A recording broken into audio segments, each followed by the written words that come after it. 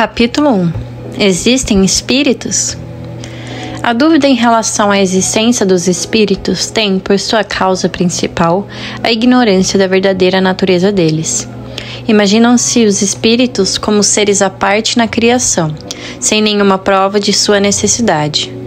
Muitos só os conhecem pelos contos fantásticos que ouviram na infância, mais ou menos como se conhecesse a história pelos romances. Sem procurar saber se esses contos, desprovidos dos acessórios ridículos, repousam sobre um fundo de verdade, só o lado absurdo os choca. Não se dando ao trabalho de retirar a casca amarga para descobrir a amêndoa, rejeitam tudo, como fazem na religião aqueles que, chocados com certos abusos, confundem tudo na mesma reprovação. Qualquer que seja a ideia que se faça dos espíritos, essa crença é necessariamente fundada sobre a existência de um princípio inteligente fora da matéria. Ela é incompatível com a negação absoluta desse princípio. Tomamos como ponto de partida na existência a sobrevivência e a individualidade da alma, da qual o espiritualismo é a demonstração teórica e dogmática e o espiritismo a demonstração espiritual. Façamos por um instante abstração das manifestações propriamente ditas e, raciocinando por indução, vejamos a que consequências chegaremos. No momento que se admite a existência da alma e sua individualidade após a morte, é necessário admitir também, primeiro, que ela é de uma natureza diferente do corpo, porque, uma vez separada, não tem mais as suas propriedades. Segundo, que ela goza da consciência de si própria, pois se lhe atribuiu a alegria e o sofrimento. Do contrário, seria um ser inerte, e tanto valia ter como não ter alma. Isso admitido, essa alma vai para alguma parte. O que acontece com ela e para onde ela vai? Segundo a crença comum, ela vai para o inferno ou para o céu. Mas onde é o céu e onde é o inferno? Antigamente dizia-se que o céu estava no alto e o inferno embaixo. Mas o que é alto e o baixo no universo? Desde que se conhece a esfericidade da Terra, o movimento dos astros que faz o que estava em cima em dado momento ficar embaixo dentro de 12 horas. O infinito do espaço no qual o olho mergulha as distâncias incomensuráveis. É verdade que por lugar baixo entende-se também as profundezas da Terra. Mas o que se tornam essas profundezas depois que foram estudadas pelos geólogos? Em que se tornaram igualmente as esferas concêntricas chamadas céu de fogo, céu de estrelas, desde que se sabe que a Terra não é o centro dos mundos, que o nosso Sol não é senão 1 em 1 milhão de sóis que brilham no espaço, onde cada um é o centro de um turbilhão planetário. Qual é a importância da Terra perdida nessa imensidão? Por qual privilégio injustificável este grão de areia imperceptível que não se distingue nem por seu volume, nem por sua posição, nem por um papel particular, seria o único povoado de seres racionais? A razão se recusa a admitir a inutilidade do infinito e tudo nos diz que esses mundos são habitados. Se forem habitados, eles fornecem seu contingente ao mundo das almas. Mas, uma vez em que se tornam essas almas, desde que a astronomia e a geologia destruíram suas moradas, e que a teoria, tão racional, da pluralidade dos mundos lhes multiplicou ao infinito. A doutrina da localização das almas não concorda com os dados da ciência. Assim, uma outra doutrina, mais lógica, toma lugar. Não um lugar determinado e circunscrito, porém o espaço universal. É todo um mundo invisível no meio do qual vivemos, que nos cerca e nos contata sem cessar. Há nisso uma impossibilidade, qualquer coisa que repugne a razão. Não, de modo algum. Tudo nos diz que não pode ser de outra maneira. Mas então, em que se transformam as penas e as recompensas futuras se as almas não vão para determinados lugares? Essa ideia é absurda e dá motivo à incredulidade. Digamos que, em lugar disso, as almas gozem sua felicidade ou sofram suas penas em seu íntimo, que a sua sorte esteja subordinada ao seu estado moral, que a reunião de almas simpáticas e boas seja uma fonte de felicidade, que, segundo seu grau de pureza, elas consigam ver as coisas que escapam às mais grosseiras e que todo mundo pode compreendê-las sem esforço. Digamos que as almas não chegam ao seu desenvolvimento máximo senão quando fazem para melhorar e depois de uma série de provas que servem para sua depuração, que os anjos são almas que chegaram ao último grau, que todos podem atingir com uma boa vontade, que os anjos são mensageiros de Deus, encarregados de velar para a execução de seus desígnios no universo, que eles são felizes nessa missão gloriosa e damos à sua felicidade uma finalidade mais útil e mais atraente que aquela de uma contemplação perpétua, que não seria outra coisa a não ser uma inutilidade perpétua. Digamos que os demônios sejam as almas dos perversos, ainda atrasados, mas que podem se elevar como os outros. Isso estará mais conforme a justiça e a bondade de Deus, que a doutrina de seres criados para o mal e perpetuamente devotados ao mal.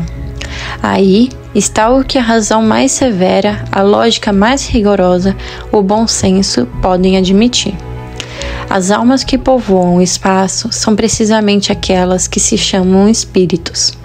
Os espíritos não são outra coisa senão as almas dos homens desprovidos de seu envoltório corporal. Se os espíritos fossem seres à parte, sua existência seria mais hipotética. Se admitirmos que existem almas, torna-se necessário admitir os espíritos, que nada mais são do que almas. Se admitirmos que as almas estão em toda parte, admite-se igualmente que os espíritos estão em toda parte. Não podemos negar a existência dos espíritos sem negar a existência das almas. Essa é uma teoria mais racional que as outras, e já é o bastante que nem a razão nem a ciência contradigam. Além disso, ela é corroborada pelos fatos e tem a sanção da lógica e da experiência. Encontramos esses fatos nos fenômenos das manifestações espíritas, que são assim a prova patente da existência e da sobrevivência da alma. Muita gente admite a existência das almas e, consequentemente, dos espíritos, mas nega a possibilidade de se comunicar com eles. Pela razão, dizem que seres imateriais não podem agir sobre a matéria.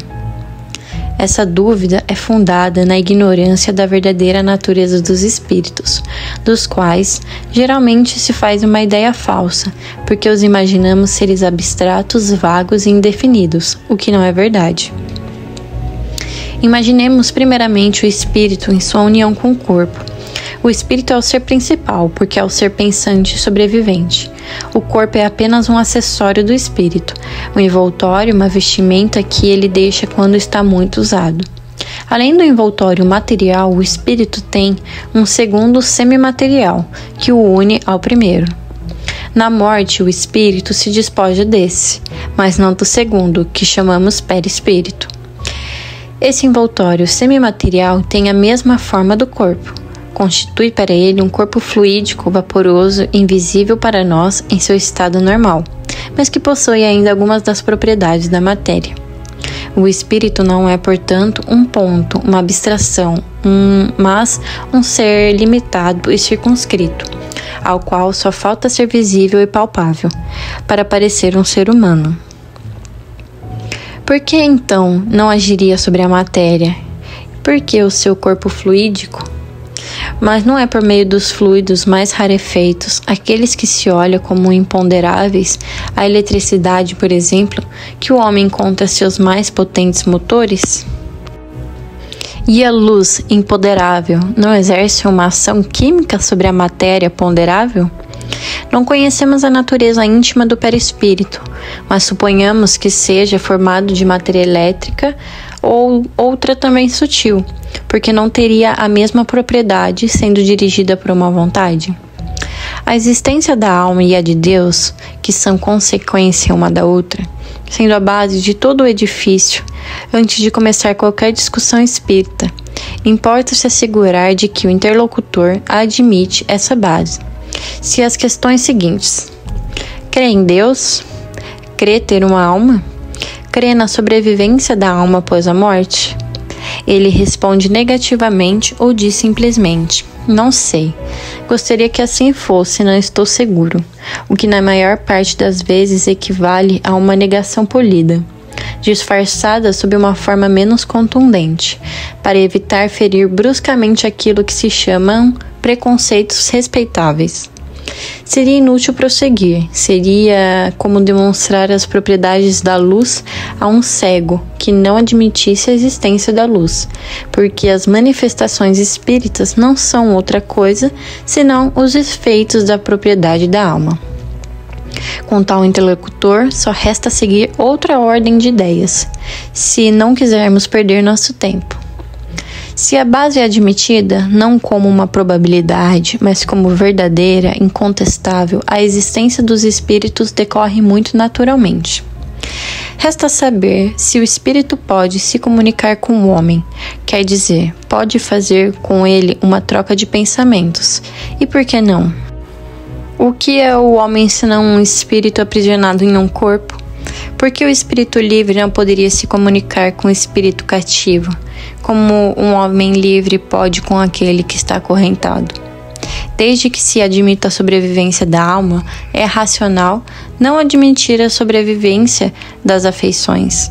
Desde que as almas estão em todos os lugares, não é natural pensar que aquela de um ser que nos amou durante sua vida venha para perto de nós, que deseja se comunicar conosco e que para isso se serve dos meios que estão à sua disposição. Durante sua vida, não agia ela sobre a matéria do seu corpo? Não era ela que lhe dirigia os movimentos? Por que então, após a sua morte, de acordo com o espírito ligado a um corpo, não emprestaria esse corpo vivo para manifestar seu pensamento, como um mudo pode se servir de uma pessoa que fala para se fazer compreender? Façamos por um instante a abstração dos fatos que, para nós, tornam a coisa incontestável. Admitamos o título de simples hipótese. Pedimos que o incrédulo nos prove, não por uma simples negação, porque sua opinião pessoal não é lei, mas por razões que não admitam réplica que isso não pode ocorrer.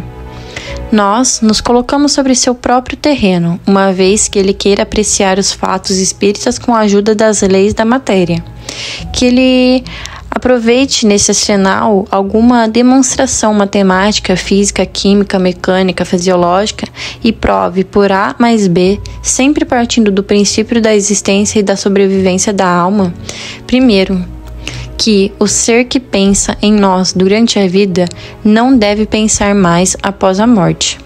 Segundo, que, se ele pensa, não deve pensar mais naqueles que ele amou. Terceiro, que, se ele pensa naqueles que amou, ele não deve querer se comunicar com eles. Quarto, que, se ele pode estar em toda parte, não pode estar ao nosso lado. Quinto, que, se está ao nosso lado, não pode se comunicar conosco. Sexto, que, por seu envoltório fluídico, não pode agir sobre a matéria. Sétimo, que, se ele pode agir sobre a matéria inerte, não pode agir sobre um ser animado. Oitavo, que, se pode agir sobre um ser animado, ele pode dirigir sua mão para fazê-lo escrever. 9, que, podendo fazê-lo escrever, ele não pode responder às suas perguntas e lhe transmitir seu pensamento. Quando os adversários do Espiritismo nos demonstrarem que isso não é possível por razões evidentes, como aquelas apresentadas por Galileu, que demonstrou que não é o Sol que gira em torno da Terra, então podemos dizer que suas dúvidas são fundadas. Infelizmente, até hoje, toda sua argumentação se resume nessas palavras: eu não creio, então isso é impossível. Os incrédulos dirão que cabe a nós provar a realidade das manifestações. Nós aprovamos pelos fatos e pelo raciocínio. Se não admitem nenhum nem outro, negam mesmo o que vem. Cabe a eles provar que o nosso raciocínio é falso e que os fatos são impossíveis.